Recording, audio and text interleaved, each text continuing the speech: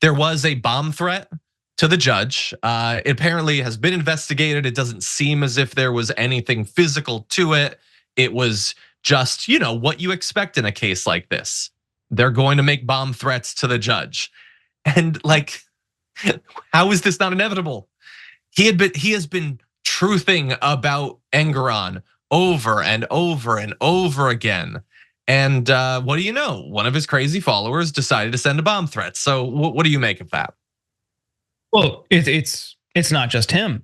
The judge in the DC immunity case also was swatted. Jack Smith was swatted.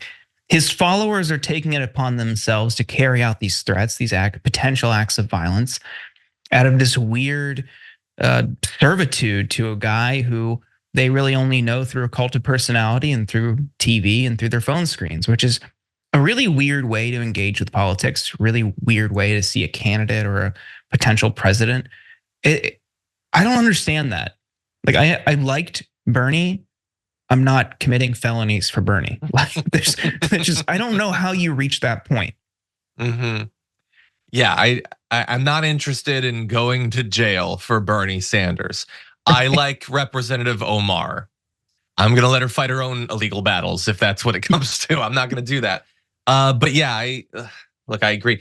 There's been a lot of conversation on the internet over the years about simping and simps believing that the relationship they have with influencers is more than perhaps it really is, and being willing to send tons of money to people they don't know.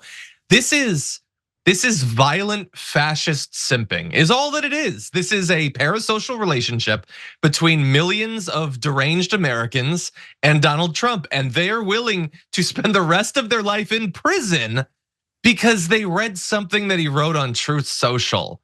That is sad. Get a hobby, touch grass. Come on.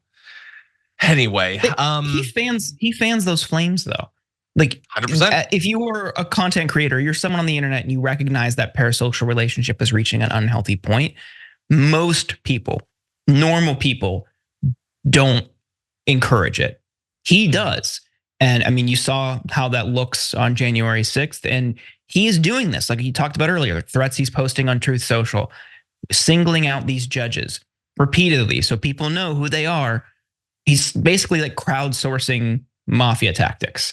Yeah. Through this parasocial relationship. Yeah, and this is what Alina Habba wants. She is totally fine with the inevitability of bomb threats and perhaps more. Remember, they didn't send a bomb threat to Paul Pelosi. They cracked his skull open with a hammer. So we know what exactly. Oh God, I cannot believe that they're still making arguments for why he should be able to stir up public hatred and conspiracy theories towards these public figures. Is absolutely insane.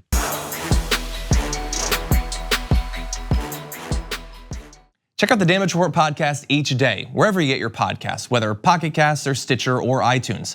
You can join me as I give you the news and stories you want, with a range of co-hosts and interview guests jumping in on the fun each day. Again, that's the Damage Report, wherever you get your podcasts. And if you get them at iTunes, don't forget to rate and review. Sometimes I'll read them live on the show.